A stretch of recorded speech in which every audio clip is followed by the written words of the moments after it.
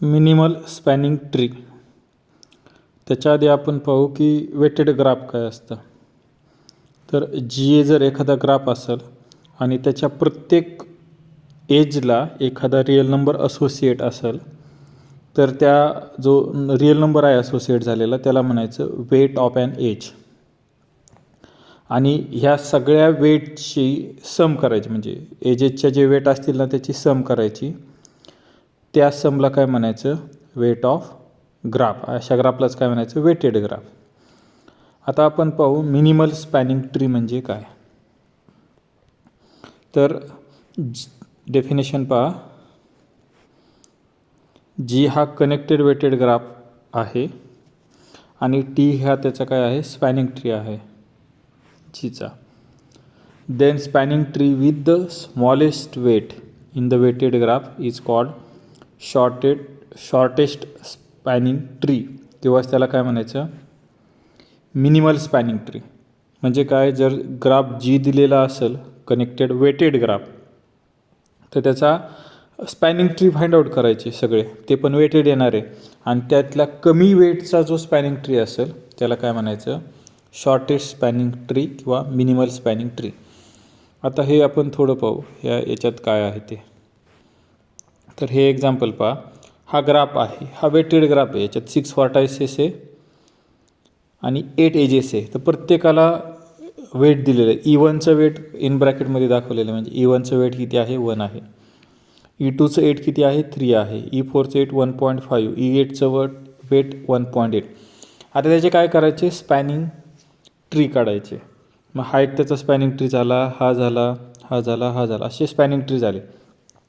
त्याचं प्रत्येकाचं काय करायचं, वेट काढायचं. असे जेवढे स्पॅनिंग ट्री येतील त्याचा वेट काढायचा. आता सपोज मी हा T1 घेतला, T1 म्हणजे हा स्पॅनिंग ट्री असा घेतला मी, त्याचं वेट काढलं, त्याचं किती आलं, 7.8 आलं.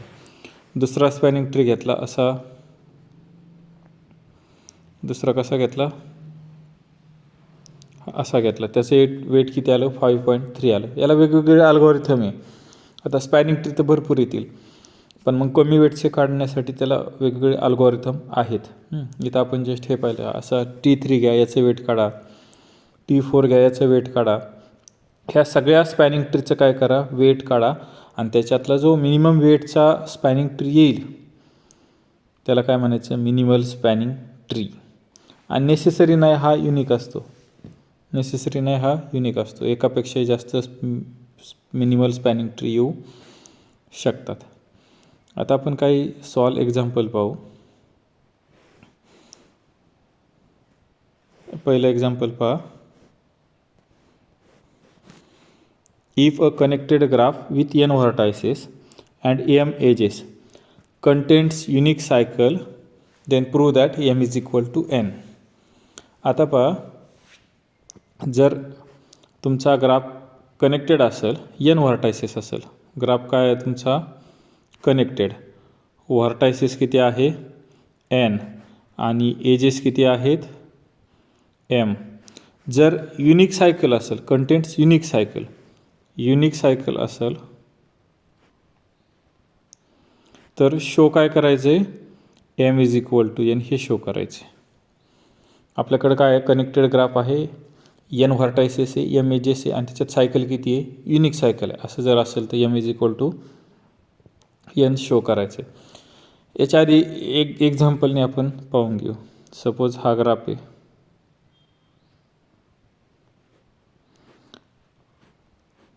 हे किती, 6 व्हर्टायसेसचा, 1 2 3 4 5 आणि 6, 6 व्हर्टायसेसचा आहे.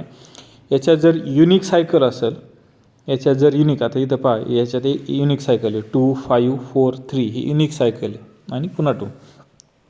तर याच्यात नंबर ऑफ व्हर्टायसेस किती आहेत, 6 आहेत, आणि नंबर ऑफ एजेस पण किती असतात, हे असतात, 6च असतात. पहा, 1 2 3 4 5 आणि 6. तर हे प्रूव्ह करायचं आहे आपल्याला, एक्झाम्पलने पाहिलं आपण.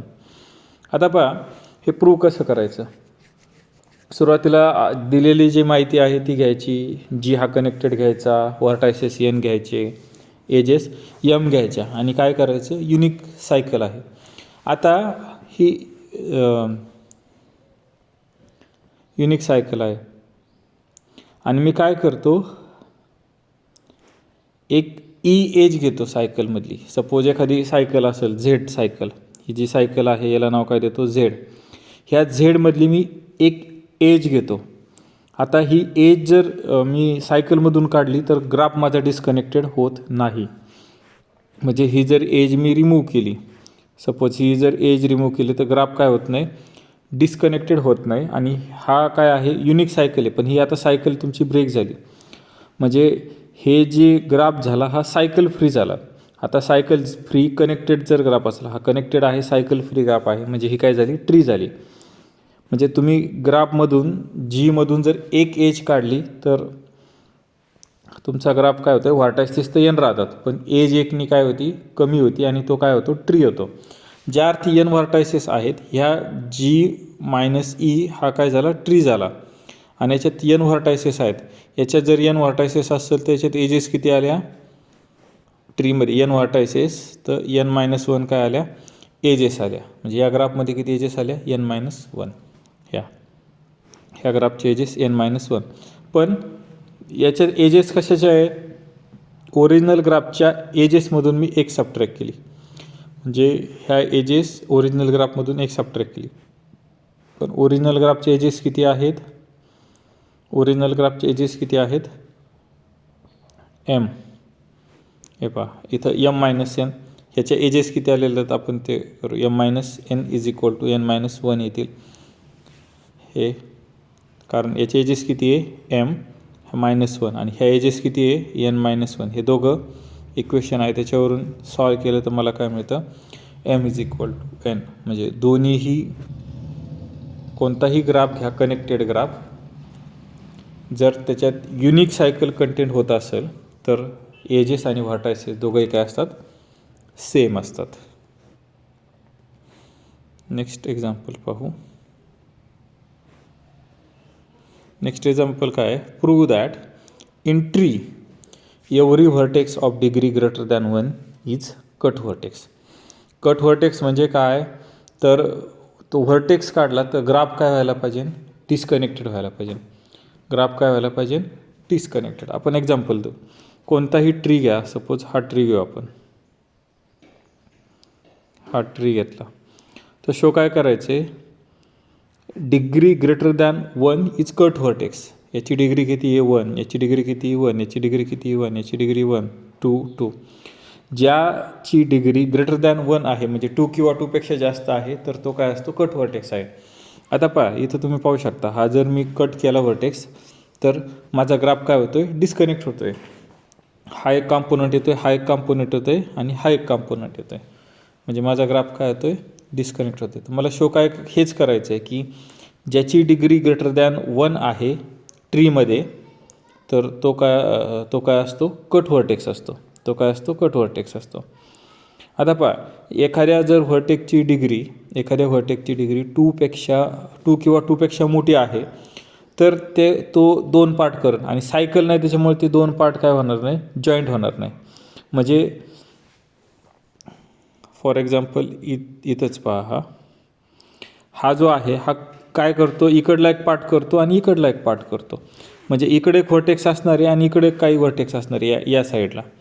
मग मी या साईडचा एक व्हर्टेक्स देतो एक्स नावाचा, या पॉईंटला म्हणतो U0, आणि दुसऱ्या साईडचा व्हर्टेक्स देतो वाय नावाचा, काय करतो, वाय नावाचा. आणि ट्रीमध्ये कोणत्याही 2 व्हर्टेक्समध्ये युनिक पाथ असतो. एकापेक्षा जास्त पाथ असतात का, नाही.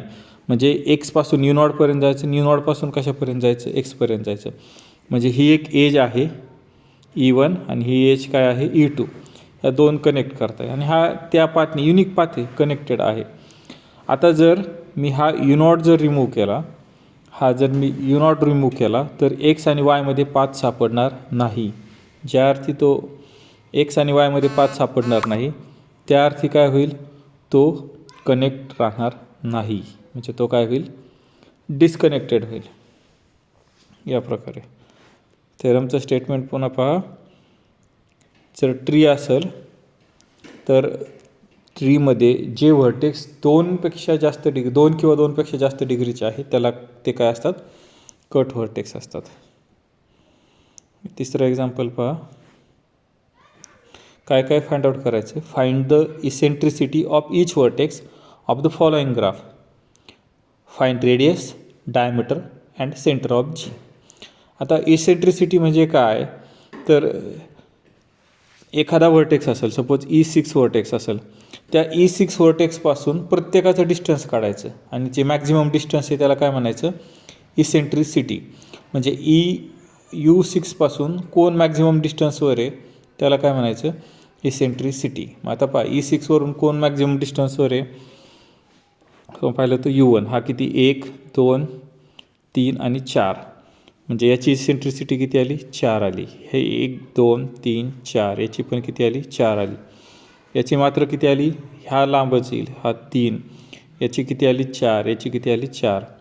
याची किती येईल, 1 2 1 2 1 2. याची 1 2. याची किती येईल, 2 येईल. कुठेही जा तुम्ही 2 डिस्टन्सनी जाऊ शकता. याची 2 येईल. याची किती येईल, हे 3 येईल इकडं. याची किती येईल, 4. ह्या वर्टेक्सची. ह्या वर्टेक्सची किती येईल, 3 येईल. म्हणजे ही प्रत्येकाची काय झाली, इसेंट्रिसिटी झाली. याची 4 4 4 3 4 2 3 3 आणि 4 ही इसेंट्रिसिटी झाली. मग आपल्याला काय काढायचं, ह्या इसेंट्रिसिटी झाल्या. रेडियस किती येईल, तर रेडियस काय असतं की याच्यातली मिनिमम इसेंट्रिसिटी. याच्यातली मिनिमम इसेंट्रिसिटी किती आहे, तर 2. म्हणजे याची रेडियस किती झाली, 2 झाली. ह्या ग्राफची रेडियस आर ऑफ जी किती झाली, 2 झाली. रेडियस 2 झाली. त्याच्यानंतर रेडियस जिथं तुमची मिनिमम इसेंट्रिसिटी ते काय झालं, सेंटर. मग सेंटर काय झालं, तर हा पॉईंट झाला U4. सेंटर काय झालं, U4 झालं. आणि डायमीटर काय झाला, तर मॅक्झिमम इसेंट्रिसिटी किती आहे, तर 4. म्हणजे diameter of G is equal to किती आला, 4 आला. असं पाहू शकता.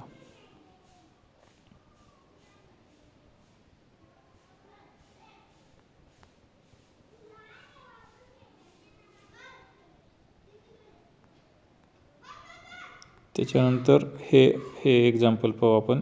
हे सिम्पल कन्स्ट्रक्ट करू. Construct a tree in which diameter is not equal to twice the radius of it. म्हणजे आपल्याला असा एक ट्री काढायचा आहे की ज्याच्यात डायमीटर हा 2 टाइम्स नको आहे रेडियसचा. जसं सर्कलमध्ये युजली असतं ना, आपण सर्कल घेतो त्याच्यात डायमीटर काय असतो, 2 टाइम्स रेडियस असतो. तसं नसलेलं आपल्याला एक्झाम्पल फाइंड आउट करायचे. तर मी सोपं एक्झाम्पल पाहू आपण. हे UV याची इसेंट्रिसिटी किती आहे, 1. याची इसेंट्रिसिटी किती आहे, 1.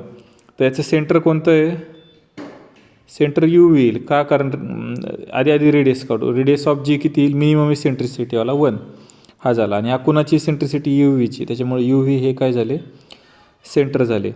आणि त्याच्यानंतर डायमीटर काय येईल, तर याच्यातलं मॅक्झिमम डायमीटर ऑफ जी हा मॅक्झिमम किती आला, 1 आला. म्हणजे इथं डायमीटर ऑफ जी हा नॉट इक्वल टू काय होतं आहे, 2 टाइम्स रेडियस ऑफ जी. हे एक्झाम्पल झालं. हे एकदम सोपं एक्झाम्पल आहे. त्याच्यानंतर हे खाली दिलेलं एक्झाम्पल पण पहा. इथं पण सेम कंडिशन सॅटिस्फाय होते. हे जर एक्झाम्पल पाहिलं तुम्ही, तर याची इसेंट्रिसिटी किती पहा. इथवर पोचायला 1 2 3 4 आणि 5. म्हणजे याची किती येते, 5. याची 5. सिमेट्रिक आहे करा, 5 5. त्याच्यानंतर याची किती येईल, 4. याची 4. याची 3. याची 3. म्हणजे इथं तुमचं सेंटर किती झालं, सॉरी रेडियस ऑफ जी किती झाली, मिनिमम इसेंट्रिसिटी. मिनिमम इसेंट्रिसिटी किती आहे, 3 आहे. आणि डायमीटर किती झालं, diameter of G maximum eccentricity 5. तर हे डायमीटर हे रेडियसच्या 2 टाइम्स नाही. हे पण एक्झाम्पल. असे भरपूर सारे एक्झाम्पल मिळू शकतात. Find all rooted trees with 4 vertices. 4 व्हर्टायसेसचे ऑल पॉसिबल ग्राफ काढायचे, ट्री काढायचे आणि त्याचे काय करायचे, रोटेट ट्री. आता पहा, मला 3च प्रकारचे ग्राफ, 2च प्रकारचे ग्राफ मिळतात नॉन आयसोमॉर्फिक याचे 4 व्हर्टायसेसचे ट्री. 4 व्हर्टायसेसचे 2च कोणते मिळतात, एक हा मिळतो आणि दुसरा कोणता मिळतो, हा मिळतो. जे कोणते ग्राफ असतील इतर 4 व्हर्टायसेसची ट्री, तर ते कुणाला तरी काय असतील, आयसोमॉर्फिक असतील. म्हणजे आता मला ह्याच्या आणि याच्या काय करायच्यात, ट्री काढायच्यात. ह्याच्या काय करायचं, नॉन आयसोमॉर्फिक आहे ना, मग मला या दोघांच्या काय करायच्यात, ट्री काढायच्यात, रूटेड ट्री. आता पहा, मग मी हे जर पहिलं एक्झाम्पल घेतलं हे, तर मी हे असं जर एक्सप्लेन केलं, रिप्रेझेंट केलं, तर त्यातला हा जो आहे तो रूट आहे. म्हणजे इथला एकदा रूट घेतला, इथला रूट घेतला आणि इथला रूट घेतला, काय सारखा आहे. म्हणजे एकदा मी लास्टचा रूट घेतो, हा एक रूट घेतो, नंतर काय करतो, हा रूट. म्हणजे हे दुसरं एक्झाम्पल हे झालं. आता याच्या बाबतीत येऊ. याच्या बाबतीत तुम्ही काय करू शकता, हे एक रूट घेऊ शकता, याची डिग्री किती आहे, 3 आहे. आपल्याला काय करायचं, डिस्टिंग्विश करायचं इतर व्हर्टेक्सपासून, त्याला काय म्हणतो आपण, रूट म्हणतो. मग हे जर घेतलं तर तुमची ही स्ट्रक्चर आलं. त्याच्यानंतर दुसरं काय, की तुम्ही या ग्राफला ही रेषा जर सरळ केली तर हे असा ग्राफ येतो, आणि हे काय झालं, ट्री झालं. जनरली तुम्ही अशा प्रकारचे ट्रीज पाहताना, अशाच प्रकारचे ट्री पाहताना तुम्ही हे वेगवेगळे ट्री आयडेंटिफाय करू शकता. अशा प्रकारचे हे झाले रूट. 4च का काढले ते एक्सप्लेन केलं आहे. त्याच्यानंतर काय, find all spanning tree of graph ची. याच्या सगळ्या काय करायच्यात, स्पॅनिंग ट्री फाइंड आउट करायच्यात. आता पहा, याच्या स्पॅनिंग ट्री कशा असणार आहे, तर एक स्टेटमेंट पाहिलं होतं, थेरम पाहिला होता, की कोणताही स्पॅनिंग ग्राफ असेल त्यातले ब्रिज हे प्रत्येक स्पॅनिंग ट्रीमध्ये येतात. म्हणजे हा जो आहे ब्रिज तो प्रत्येक स्पॅनिंग ट्रीमध्ये येणार आहे, बाकीचे काय होणार आहे, बदलणार आहे. आता फॉर आपण काय असे काढू, हे असे, हे एक झाले, हे असं सगळे व्हर्टेक्स कवर होतात का, नाही. मग हे असं, हा एक स्पॅनिंग ट्री झाला. त्याच्यानंतर आणखी कोणता होईल, आपण कलर बदलून काढू. हा इथून चालू करा, हा असा काढा. त्याच्यानंतर हा खालनं चालू करा, हा असा काढा. भरपूर सारे चॉईसेस येतील, याला काय येतील, भरपूर सारे चॉईसेस येतील. हा पण होईल, हा इथे दिला आहे ऑलरेडी, हा आपण काढला होता. वेगवेगळे येतील, हा पण येईल,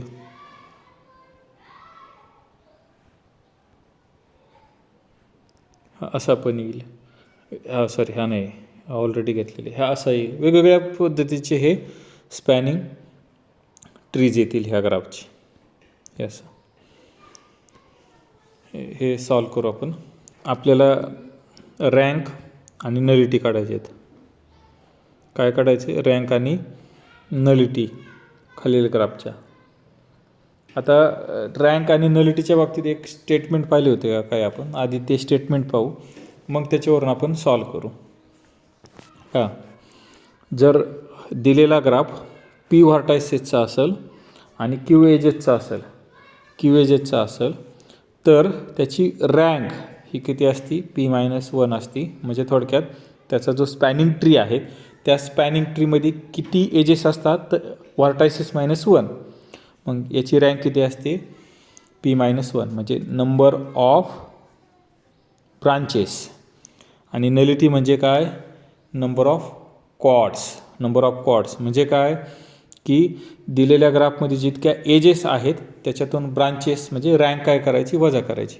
म्हणजे आता इथं किती टोटल किती एजेस आहेत, क्यूमधून नंबर ऑफ ब्रांचेस वजा करायच्यात, म्हणजेच नंबर ऑफ कॉर्ड मिळतात. म्हणजे क्यू मायनस काय करायचं, ह्या नंबर ऑफ ब्रांचेस P-1 करायचं. म्हणजे मायनस हे होऊन काय आलं, हे आलं. आपल्याकडं 2 गोष्टी आल्या. आता रँकचा फॉर्म्युला आला आणि नलिटीचा फॉर्म्युला आला. मग आता आपण फक्त त्या आपल्या फॉर्म्युल्यात टाकायचं. आता KN घेतला, KNचं आपल्याला माहिती आहे काय असतं. KNचं आपल्याला काय पाहिजे, P आणि Q पाहिजे. याच्यासाठी P म्हणजे काय, नंबर ऑफ व्हर्टायसेस, आणि Q म्हणजे काय, एजेस.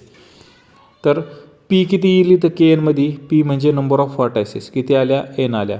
आणि नंबर ऑफ एजेस किती असतात, तर कंप्लीट ग्राफमध्ये नंबर ऑफ एजेस किती असतात, N × N-1/2 एवढ्या एजेस असतात. म्हणजे आपल्याला दोन्ही आलं.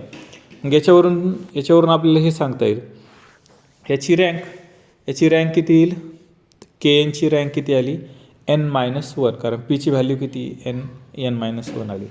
त्याच्यानंतर आपल्याला काय काढायचं आहे, नलिटी काढायची. आता नलिटी काय येणार आहे, नलिटी ऑफ G.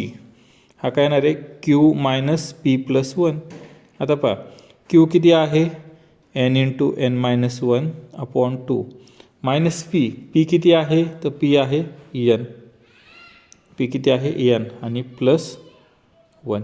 हे सॉल्व करा. इथं पहा हे असं येतं. हे जर तुम्ही सॉल्व केलं याला 2ने मल्टिप्लाय केलं तर हे असं येईल आणि आणखी कॅन्सल आउट जर केलं तर हे असं येईल. इथं मायनस आहे, इथं काय आहे मायनस आहे. हे असं येईल. आपण एक सॉल्व करू. हा काय होईल एन स्क्वेअर मायनस एन, याला मायनस 2n प्लस 2 सगळ्यांचा बेस समान झाला. हे केलं म्हणजे एन स्क्वेअर हा आला एन स्क्वेअर मायनस एन आणि मायनस 2n मायनस 3n आणि प्लस 2 अपॉन 2 हे आलं.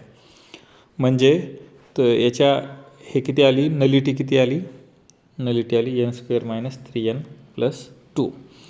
आता आपण पुढचं एक्झाम्पल पाहू. आता इथं के एन हा जनरल दिला. आता हा काय झाला पर्टिक्युलर K7 दिला आहे.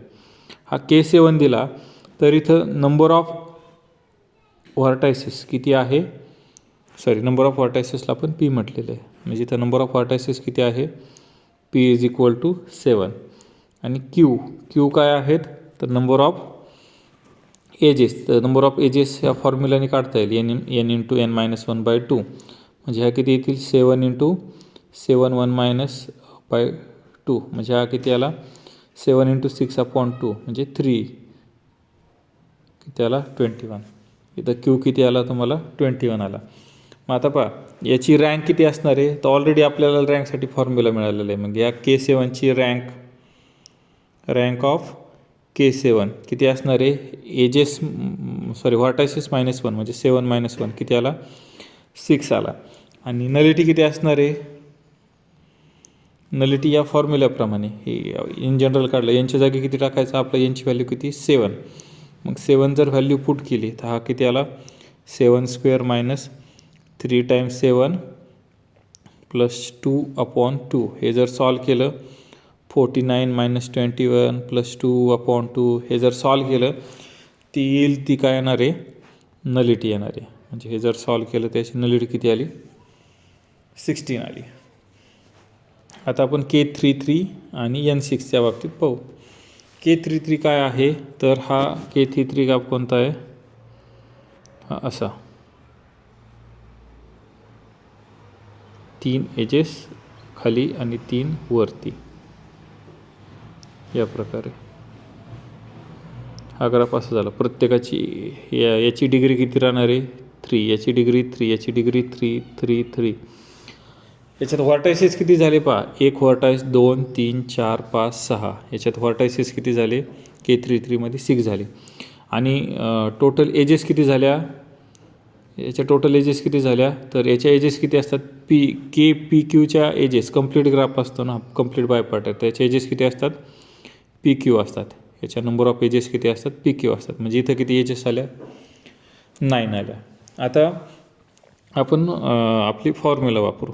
तर रँक काय असते K33ची कोणत्याही ग्राफची रँक किती असते नंबर ऑफ इथं नंबर ऑफ व्हर्टायसेस -1 म्हणजे इथं किती आली 6 - 1 म्हणजे किती आली 5 आली. आणि नलिटी काय असती number of edges minus P plus 1 असं असतं. म्हणजे इथं नंबर ऑफ एजेस किती आहेत 9 मायनस पी किती आहे नंबर ऑफ व्हर्टायसेस 6 प्लस 1 म्हणजे हे जर कॅल्क्युलेट केलं तर किती आलं 5 इथं 5 पी किती आहे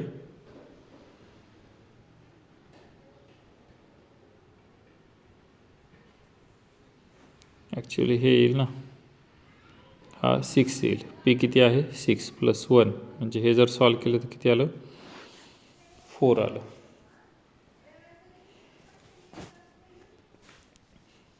त्याच्यानंतर N6 म्हणजे काय असा 6 व्हर्टायसेस असलेला विदाऊट एजचा ग्राफ त्याला काय म्हणायचं N6. इथं पी किती आला 6 आला.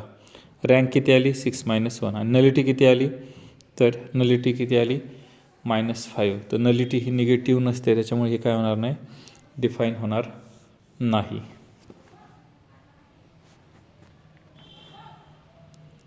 त्याच्यानंतर हे एक्झाम्पल पहा. Draw the spanning trees of following graphs. K4 म्हणजे काय, तर 4 व्हर्टायसेसचा कंप्लीट ग्राफ. याच्या स्पॅनिंग ट्री कोणत्या येतील, तर मी 1-2 काढून दाखवतो. ही एक स्पॅनिंग ट्री येईल, बरोबर. त्याच्यानंतर ही एक स्पॅनिंग ट्री येईल आणि ही एक. ह्या दोनच नॉन आयसोमॉर्फिक स्पॅनिंग ट्री येतील, पण याच्या भरपूर साऱ्या स्पॅनिंग ट्री येतील. याच्या दोनच नॉन आयसोमॉर्फिक स्पॅनिंग ट्री येतील, पण तशा पाहिल्या त्याच्या भरपूर साऱ्या स्पॅनिंग ट्री येतील. तर याच्या स्पॅनिंग ट्री किती येतील, याचा फॉर्म्युला आहे n(n)(2). इतक्या स्पॅनिंग ट्री कोणाच्या येतात, knच्या येतात. म्हणजे याच्यात या फॉर्म्युल्यावरून n(n)(2) या फॉर्म्युल्यावरून याच्या जितक्या स्पॅनिंग ट्री येतील त्या तुम्ही काय करू शकता, काढू शकता. स्पॅनिंग ट्री म्हणजे काय, की ट्री पाहिजे आणि त्याच्यात तेवढ्या व्हर्टायसेस पाहिजे ना, तर याची स्पॅनिंग ट्री ह्या अशी येऊ शकते. ही अशी स्पॅनिंग ट्री झाली. याची अशी पण येईल, इकडं याच्या भरपूर साऱ्या स्पॅनिंग ट्री. याच्या पण काय स्पॅनिंग ट्री येतील पहा. हे असं, हे 3 याने जोडा, 2 याने जोडा, असं मग एक्सचेंज करत राहा. असं जर एक्सचेंज केलं तरी काय येतात, ह्या स्पॅनिंग ट्री येतात. सायकल यायला नको. अशा वेगवेगळ्या काय येतील, स्पॅनिंग ट्री येतील.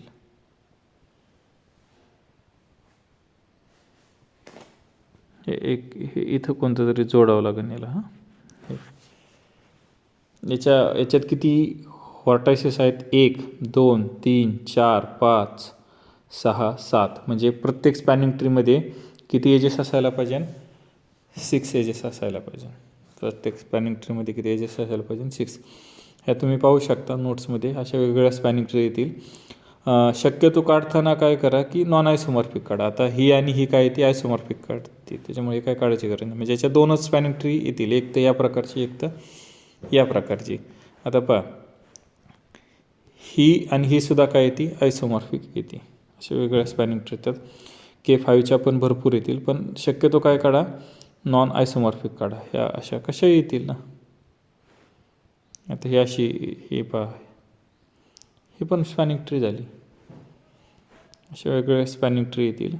परत या ग्राफच्याही काय येतील, वेगवेगळ्या स्पॅनिंग ट्री येतील. फक्त कनेक्टेड पाहिजे एवढं पहा. आणि आपल्याला हे माहिती आहे की स्पॅनिंग ट्री असल्या, n व्हर्टायसेस जर असल्याने त्याची स्पॅनिंग ट्री जर काढायची असेल तर n-1 एजेस असायलाच हव्या. त्याच्यापेक्षा कमी नको आणि त्याच्यापेक्षा जास्त हे नको.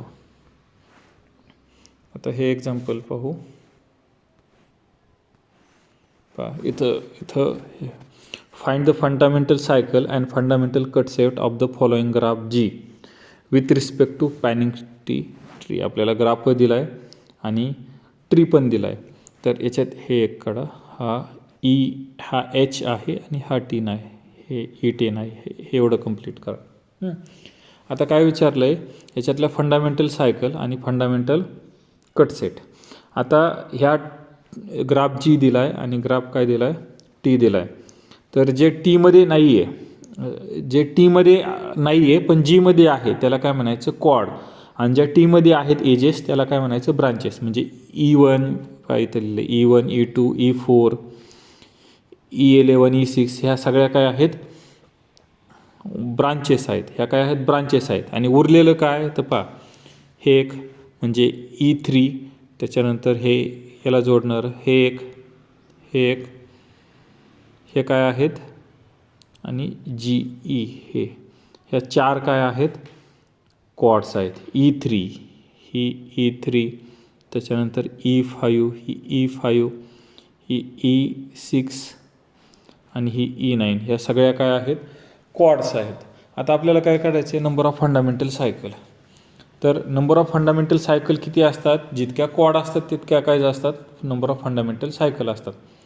आणि जितक्या ब्रांचेस असतात तितक्या काय असतात, नंबर ऑफ कट सेट असतात. आपल्याला फंडामेंटल सायकल काढायचं आहे. तर पहा, फंडामेंटल सायकल म्हणजे काय, अशी एक क्वाड ॲड केली ती काय तयार होती, सायकल तयार होती, तिला काय म्हणायचं, फंडामेंटल सायकल. मग पहा, आता मी जर ही क्वाड ॲड केली तर ही सायकल झाली. म्हणजे ही जी तयार झाली ही काय झाली, फंडामेंटल सायकल. ही पहिली फंडामेंटल सायकल झाली. आता मी जर हे ॲड केलं, बी आणि ई म्हणजे E5 ॲड केली, E5 ॲड केली, तर ही जी होणारी ही पण काय आहे फंडामेंटल सायकल. म्हणजे E5 आली, E5 आली. त्याच्यानंतर मी ही जर ॲड केली E6, डी आणि ईला जोडणारी E6, तरी काय होतं माझं. आता हे ऑल आहे ते रिमूव्ह करू, याच्यातलं हे बाकीचं सगळं रिमूव्ह करू. ही जर ॲड केली तर ही काय येते तुमची फंडामेंटल सायकल येते. हे झालं फंडामेंटल सायकल. त्याच्यानंतर ही काय ती फंडामेंटल सायकल. अशा किती टोटल फंडामेंटल सायकल यायला पाहिजे 4. आता fundamental cut set.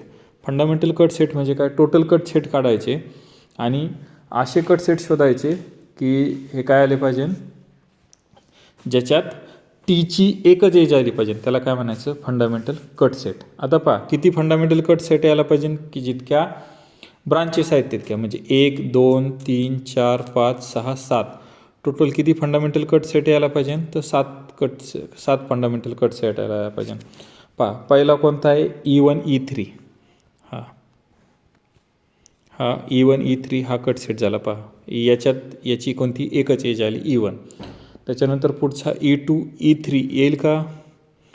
E2 E3 हा जर काढला तर हा पण काय येतो आहे फंडामेंटल कट सेट येतो आहे.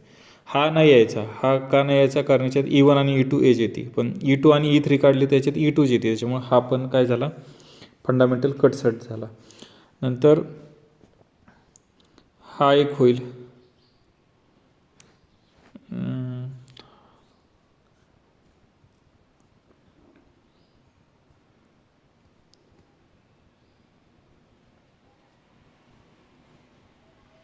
E5 E6 E9 आणि E11.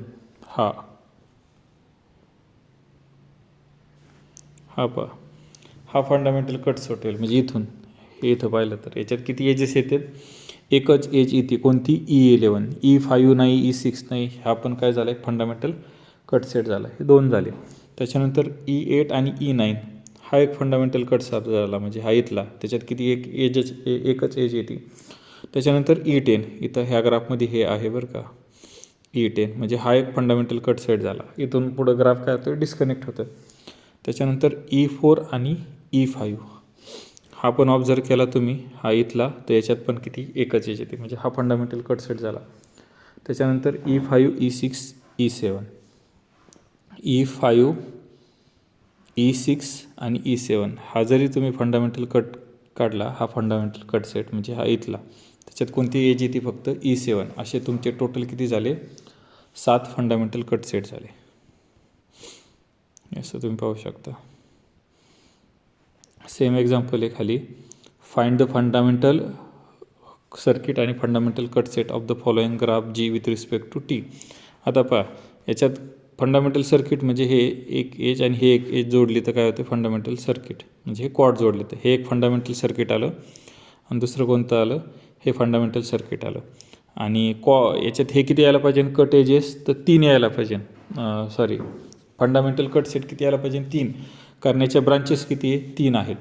मग ते कोणतं येईल तर पहा हा एक येईल, हा एक येईल आणि हा एक येईल. हे 3 काय झाले फंडामेंटल कट सेट झाले. असे 3 फंडामेंटल कट सेट येतात. आता हे एक शेवटचं पाहू, sketch the binary tree with 6 pendant vertices. मला काय करायचं बायनरी ट्री काढायचं. तर बायनरी ट्री म्हणजे काय, बायनरी ट्री म्हणजे काय त्याच्यात 2 डिग्रीचा एकच व्हर्टेक्स पाहिजे आणि ऑदर जे व्हर्टेक्स पाहिजे ते एक तर 1 डिग्रीचे पाहिजे किंवा 3 डिग्रीचे पाहिजे.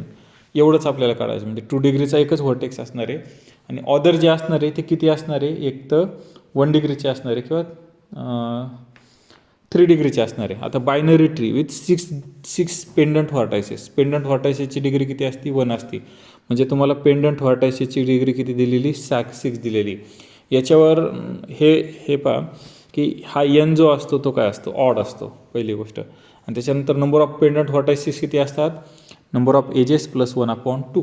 म्हणजे इथं तुम्ही 6 इज इक्वल टू काय इक्वेशन मिळतं n+1/2. Number of pendant vertices 6 दिलेले.